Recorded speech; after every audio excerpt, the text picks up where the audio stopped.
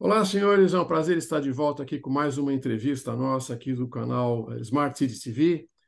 Hoje eu tenho aqui a grata satisfação de estar entrevistando o Marquese. O Marquese é o presidente da empresa de informática do município de Jundiaí, um pujante município aqui do estado de São Paulo, vizinho à capital, que tem se desenvolvido muito nesse processo todo.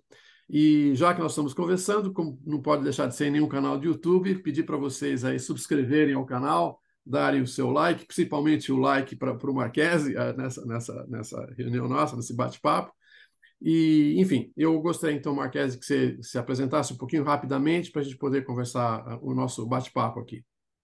Legal. Lourenço, obrigado pelo convite, é um prazer estar aqui conversando com vocês um pouquinho, é a oportunidade da gente falar aí um pouquinho para os seus internautas, né, que te seguem, e contar um pouquinho o que a gente vem fazendo aqui em Jundiaí, né, na busca de se tornar cada vez mais uma cidade inteligente, né? Isso para mim é um privilégio. Para aqueles que talvez tenham alguma deficiência visual, eu estou com sem cabelo praticamente, né? Tô trajando um blazer escuro, uso óculos e poucos cabelos que tenho são brancos, né? Então, o Amaury Marchese está hoje presidente da Companhia de Informática de Jundiaí, né? Já há 7 anos, desde 2017, portanto, aí que a gente está aqui ajudando o prefeito Luiz Fernando Machado na área de tecnologia da informação. E, de novo, é um prazer estar aqui e poder falar com vocês um pouquinho do que a gente vem fazendo. Obrigado, Mari. Muito boa a nossa conversa. Eu tive a oportunidade de dar uma olhada aí no site de vocês, o site do município de Jundiaí, que obviamente é mantido por vocês como empresa, né? E Sim. vejo claramente que existe uma preocupação de estar mostrando no site de vocês serviços para o cidadão. Então, eu gostaria de perguntar: o objetivo de você ter uma cidade inteligente é apenas prestar serviço ao cidadão ou vocês têm algum outro objetivo além desse? Na verdade, eu acho que é uma questão de propósito, né? O prefeito Luiz Fernando Machado sempre coloca que uma cidade boa é aquela cidade boa para que todos possam viver, né? Todos possam empreender, todos possam ter geração de emprego e renda, e quando eu falo todos, eu estou falando desde da gestante até a melhor idade, né? Então, acho que a principal característica da gestão atual, e nisso a tecnologia da informação tem um papel importante, é desenvolver soluções para melhorar a vida das pessoas, né? Então, acho que isso tem um grande diferencial de como a gente fazia tecnologia até poucos anos atrás, né? Que é desenvolver soluções realmente com empatia, tentando melhorar a vida de quem está lá fora, né? As pessoas, sempre lembrando que as pessoas não moram na federação ou não moram no estado, elas moram nas cidades, né? Então, portanto, o que a gente vem procurando fazer nessa área é, é disponibilizar cada vez mais serviços municipais com esse olhar do cidadão. Acho que talvez essa seja a grande característica que a gente vem perseguindo no desenvolvimento de soluções para que Jundiaí se torne cada vez mais uma cidade mais inteligente, né? Eu não gosto muito de algum quando se coloca quando uma cidade dá a impressão que a cidade não é inteligente, não faz nada. E na verdade a gente teve recentemente num evento onde você pôde mediar um encontro com alguns executivos e você vê que existem iniciativas muito interessantes em várias cidades brasileiras nesse sentido, nessa linha, né? Então, é o que a gente tem procurado fazer cada vez mais, é melhorar a vida das pessoas e, nesse sentido, usando o uso intensivo de tecnologia da informação para isso. Bom, Marquese, você comentou então esse aspecto de poder melhorar a vida do cidadão, realmente esse é um dos focos da cidade inteligente, mas no caso específico de Jundiaí, qual tem sido a prioridade? Tem sido o transporte, tem sido saúde, tem sido educação? Como é que vocês se posicionam nesse amplo aspecto de soluções para a cidade inteligente? Eu acho que tem quatro áreas fins, né, que eu acho que são fundamentais e que a gente vem atuando muito fortemente. Uma delas é saúde, sem dúvida nenhuma, né? A gente tem várias iniciativas de informatização para a área da saúde, né? A gente tem uma preocupação óbvia com a educação. Nesse sentido, existem iniciativas muito interessantes sendo desenvolvidas para a área da educação. Segurança é uma outra área que a gente se debruça nela, apesar dos índices de segurança de Jundiaí serem bons, né, nesse sentido. Cada vez mais é um ponto de atenção, né, nosso. A sensação de segurança também tem que ser trabalhada, então também a gente atua muito nisso. E mobilidade, sem dúvida nenhuma, também é outro aspecto que a gente vem trabalhando, né? Eh, Temos, acho que em torno de uma semana, a gente entregou uma frota nova de ônibus, né? Junto aí com as concessionárias. Esses ônibus são todos novos, por exemplo, né? Eles têm Wi-Fi, ar-condicionado, ele tem o pagamento eletrônico.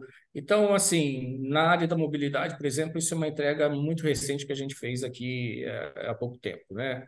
A gente está trabalhando em algumas parcerias público-privadas no sentido de buscar sinalização semafórica inteligente, e etc. Isso para exemplificar um pouco o que a gente vem fazendo na área de mobilidade. Na área de segurança, a gente tem avançado muito no aporte de vídeo monitoramento. Hoje, a gente tem um parque já instalado significativo de câmeras de vídeo monitoramento. Agora, a gente está fazendo um processo de evolução e ampliação com a entrega, de novo, de um novo centro de comando e controle, ou centro de controle operacional, onde a gente vai ter a unificação da Guarda Municipal, por exemplo, com o SAMU, com a área de trânsito, tudo numa única central, e essa central ela vai ter uma nova plataforma de monitoramento integrada, e para isso a gente tem que ter uma série de dispositivos de vídeo monitoramento que a gente está ampliando. A gente já tem um parque razoável instalado, e a gente vem ampliando isso com câmeras indoor também, para proteger os próprios e os ativos e as pessoas dentro das escolas, por exemplo, e das áreas dos postos de saúde, mas também a parte de mobilidade, de trânsito, etc., né? Então, para exemplificar um pouco o que a gente vem fazendo na área de segurança. Na área de educação, acho que a gente fez avanços muito fortes no sentido de levar uma estrutura de comunicação importante para as escolas. A gente está falando de 105 unidades escolares. Essas unidades hoje dispõem de internet de alta velocidade, elas foram comprados e adquiridos Chromebooks para os alunos, né? Isso também, várias cidades passaram por esse processo. Antes da gente entrar, inclusive, aqui na nossa reunião, a gente estava vendo algumas experiências de outras cidades, principalmente do norte, que tem também, a gente está falando lá de algumas cidades bem avançadas em alguns aspectos educacionais. A gente tem trocado também bastante figurinha com eles, e a gente estava vendo a aplicação, por exemplo, de uso de inteligência artificial como ferramental de apoio pedagógico, não só de controle de segurança do aluno, etc., mas também de avanços na área educacional e pedagógica. A gente estava com a Vasti, que é a nossa gestora de educação, acompanhando um pouco, e nosso gestor de governo e finanças, José Antônio Parimós, que a gente estava evoluindo nesse tema também, né? Quer dizer, a inteligência artificial está vindo forte por aí, então a gente está avaliando como também fazer um uso de novo para melhorar a vida do pai, né, ou a vida da criança no âmbito escolar. Então, isso é um ponto que a gente também está perseguindo. A gente tem avançado bastante na área de saúde, né? Na área de saúde, a gente hoje está finalizando a entrega de uma nova plataforma de gestão de saúde com prontuário eletrônico em todas as nossas unidades básicas de saúde. A gente tem feito uso intensivo já da teleinterconsulta, né? Então, isso tem ajudado a reduzir muito as filas, né? Então, principalmente quando a pessoa, o município precisa passar com um médico especialista, ela é feita uma consulta com esse especialista, acompanhado de um clínico geral, né? Isso ajudou muito a reduzir a nossa carteira de pendências, e a gente tem evoluído muito nesse sentido. Isso para É, exemplificar, eu acho que são as 4 áreas. A gente tem agora uma preocupação também importante na área social, né, Lourenço? Eu acho que a pandemia trouxe, e a economia trouxe um efeito colateral, que é uma camada menos privilegiada, que a gente não pode descuidar, né? sim, Então, a gente também está avançando na área social com algumas ferramentas e plataformas para que a gente possa fazer uma política para a área social mais assertiva nesse sentido, né? perfeito. Bom, uma série de iniciativas fantásticas que vocês estão fazendo. Agora, para o teu coração aí, qual que é a cerejinha do bolo? O que que é aquele sistema, aquela solução que mais te chama a atenção e que mais te agrada ver resultado? Olha, a gente plantou uma muito recentemente, inclusive, vou nominar aqui, que é a ITGS, é um parceiro nosso que ajudou a desenvolver,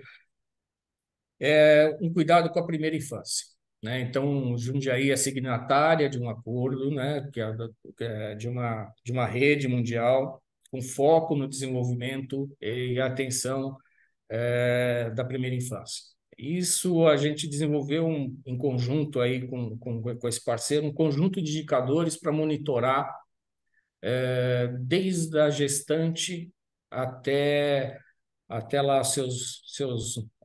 chamam de 95 centímetros de altura, né? Mas é o primeiro ensino Primeiro metro. fundamental. Isso. Então, a gente acompanhar o desenvolvimento de uma criança nesse sentido, saber se ela está tomando a vacina, se ela está fazendo os exames.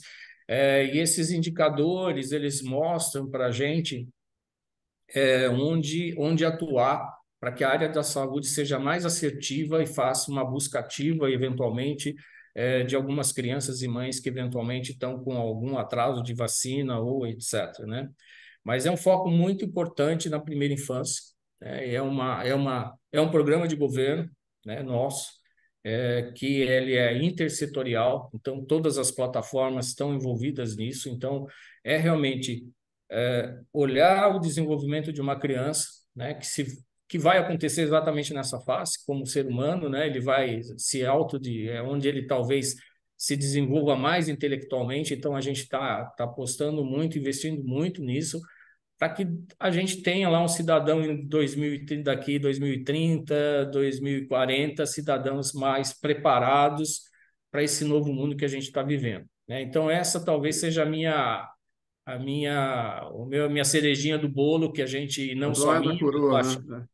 mas eu acho que é uma marca da nossa administração, e a Perfeito. gente vê isso acontecendo em todos os segmentos, né? Então, é óbvio que a gente tem lá muito aporte de tecnologia para isso ocorra, né? Para eu chegar nesse conjunto de indicadores, a gente teve que ter vários sistemas e várias plataformas por trás, na área social, na área da educação, na área de saúde, na área de esportes, né? Para Perfeito. que a gente possa ter esse conjunto de dados, essa grande piscina, como alguns gostam de dizer, né? Ou lago, para que a gente possa usar isso para realmente apoiar as políticas que a gente está desenvolvendo para a primeira infância. Nesse sentido, acho que, falando um pouco de indicadores, eu acho que a Jundiaí tem uma experiência interessante também, que é o nosso observatório, né? A gente tem um observatório que tem mais de 333 indicadores primários e secundários amarrados aos ODS, né, aos 17 ODS, e lá a gente publica os indicadores públicos, né, aqui de Jundiaí, né, e eles orientam, obviamente, as nossas políticas públicas no sentido da nossa carteira de projetos e programas depois, para que a gente possa evoluir, né? Então, essa é uma iniciativa muito interessante. A gente Perfeito. também tem a nossa, trabalhamos em parceria junto, muito próximos da área de entregas, né? A gente tem um escritório de projetos a nossa unidade de gestão de governo e finanças, né? A nossa secretaria de governo e finanças, que é responsável pela manutenção dessa base. mas a solução foi desenvolvida também aqui pelo time da Sijum. Isso é uma experiência muito bacana, para que eu acho que quem estiver nos ouvindo e assistindo poderia estar dando uma olhada lá depois, que eu acho bem interessante. Tá. Marquezio, você citou aí nesse processo de desenvolvimento dessa solução da primeira infância, né, um parceiro privado, né? E você mesmo, profissionalmente, vem de uma carreira como executivo no setor privado, antes de se tornar um gestor da área pública, né? Então, a pergunta é como é que vocês podem compatibilizar esse tipo de experiência de setor privado vindo para o setor público e como é que você pode alavancar isso na montagem de parcerias de que possam beneficiar ambos os lados. Na verdade, falando um pouco desse parceiro, ele é uma ONG, né? Então, ele, na verdade, a gente teve um apoio forte da Fundação Van Leer, né? Com um acordo feito com a própria Prefeitura de Jundiaí. É um parceiro importante, tem outros parceiros nesse ecossistema que nos ajudaram, né? E a partir daí a gente construiu uma relação, né? A relação, eu como um prestador de serviço, uma estatal é, pública, né? Tem algumas facilidades hoje de construir alguns modelos de parceria que eu não tinha no passado, né? Então, neste parceiro de forma específica, a gente está criando um termo de parceria para que a gente faça a evolução disso. A gente já assinou esse termo de parceria para que a gente possa evoluir com a implementação e evolução desses indicadores, né? E, obviamente, essa parceria só é possível porque a Sijum ela é detetora e a guardiã dos dados da prefeitura, de alguma forma, né? A prefeitura, nesse sentido, é meu cliente, e a gente tem toda a competência técnica para fazer que essa plataforma busque os dados necessários para serem disponibilizados, né? Ok. Bom, nesses processos de implantar soluções, obviamente você já vem trilhando o caminho ao longo tempo, vocês já aprenderam muita coisa, você já sabe o que deu certo, como possivelmente também você sabe o que deu errado. Nesse Sim. sentido, se você tiver que fazer uma recomendação para prefeitos ou secretários ou outros gestores públicos envolvidos nesse processo de implementar soluções inteligentes, o que que você diz? Olha, esse é o caminho que vocês não devem ir ou esse é o caminho que vocês devem seguir? Quais são as recomendações dos prós e contras? Antes de responder a tua pergunta, eu vou voltar, que eu acho que ficou sem uma parte da sua pergunta que eu não respondi, que é a iniciativa privada e a pública, né? Sim, Acho que a gente tem que pegar aquilo que tem melhores práticas e tentar aplicar na administração. E a gente vem tentando fazer isso em Jundiaí. Jundiaí fez uma reforma administrativa, opera por plataformas de serviço, a gente ainda não viu esse modelo implementado em nenhum lugar. A secretaria houve um enxugamento das secretarias, a gente passou a se denominar unidades de gestão, que são agrupadas por familiaridade de competências, né? Sobre a coordenação da unidade de gestão em governo e finanças. A gente tem um escritório de projeto, ou seja, a gente consegue amarrar os programas que saem do projeto do prefeito, do programa de campanha do prefeito, etc., com a peça orçamentária, ou seja, a gente não faz projeto que não tenha sustentação orçamentária financeira, são os projetos estratégicos, né? E a partir daí a gente tem toda uma plataforma, inclusive desenvolvida pela Sejum, para fazer o gerenciamento da carteira de projetos. Então, existe uma dinâmica desse escritório. Esse escritório é coordenado pelo gestor de governo, né? Toda segunda-feira a gente faz reunião com todas as unidades de gestão, a plataforma é aberta e a gente tem um foco nos projetos para a gente ver o avanço físico e financeiro desses projetos, etc. Então, o foco é a entrega. Então, a gente pegou lá do mercado privado, por exemplo, a dinâmica de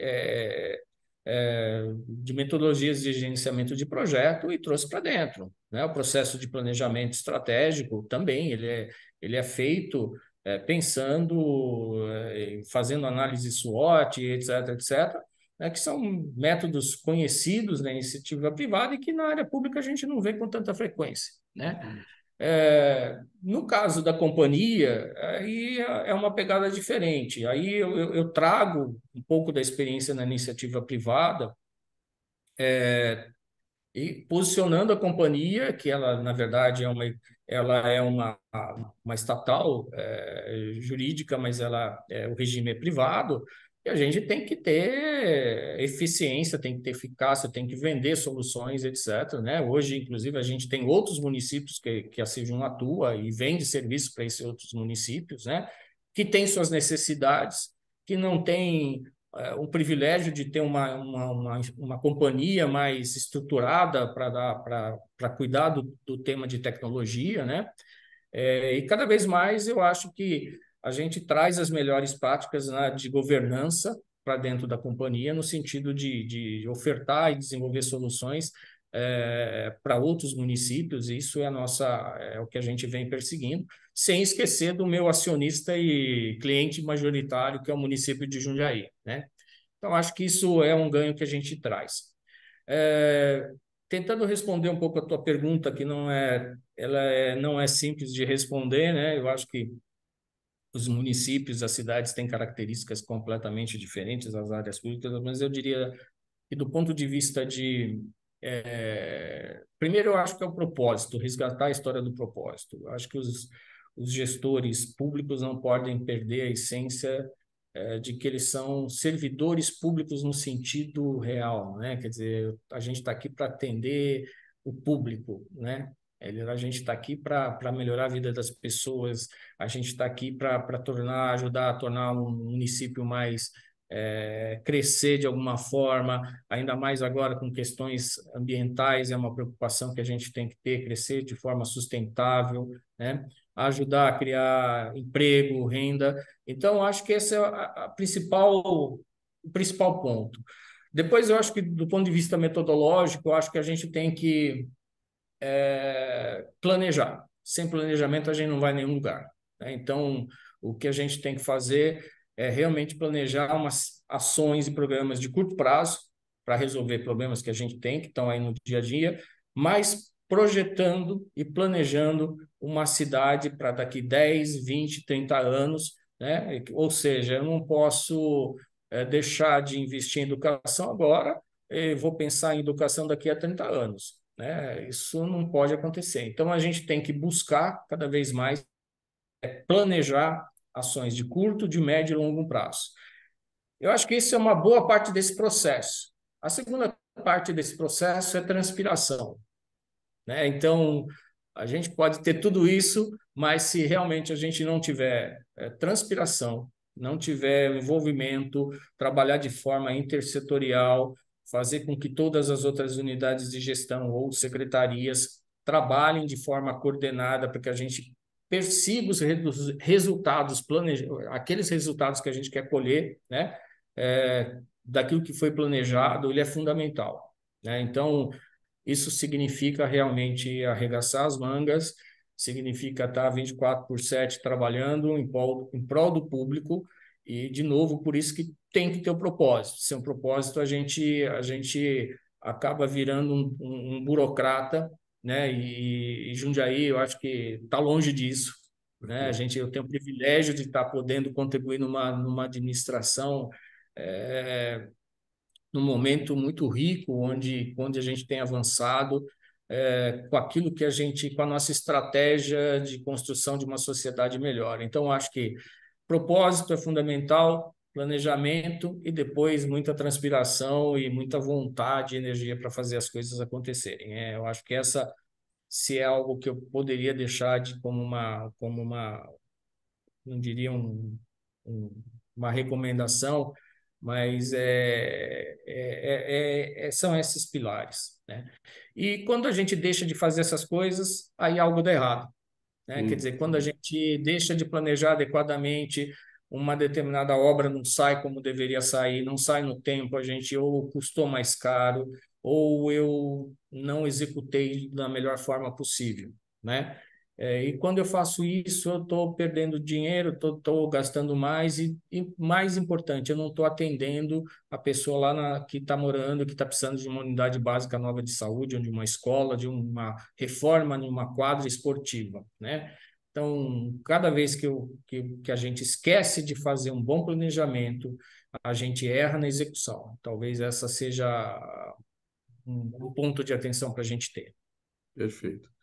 Marquese, a gente praticamente chegou aqui no fim dos nossos 20 minutos, 25 minutos de entrevista. É fantástica teu posicionamento, a tua visão de futuro, o trabalho que vocês estão fazendo em Jundiaí, uma cidade com a qual eu tenho vínculos pessoais desde criança, né? Eu tinha um tio que tinha um sítio em Jundiaí, quando a gente tinha uma Anhanguera que não tinha asfalto, ela É, era de concreto, né? Não sei se você lembra disso. exatamente. Mas, enfim, é uma cidade que eu gosto muito e passo sempre por aí. Despedidas aqui finais, agradeço a tua participação, peço aí quem nos assista para subscrever, te deixo aí para os teus últimos minutinhos para se despedir de todo mundo. Lorenzo, de novo, agradeço a oportunidade da gente poder estar compartilhando com vocês um pouco do que a gente vem tentando fazer aqui em Jundiaí. A gente tem, óbvio, tem muito ainda para evoluir, para aprender, mas existe um sentimento sincero de empatia com o outro, no sentido da gente perseguir isso.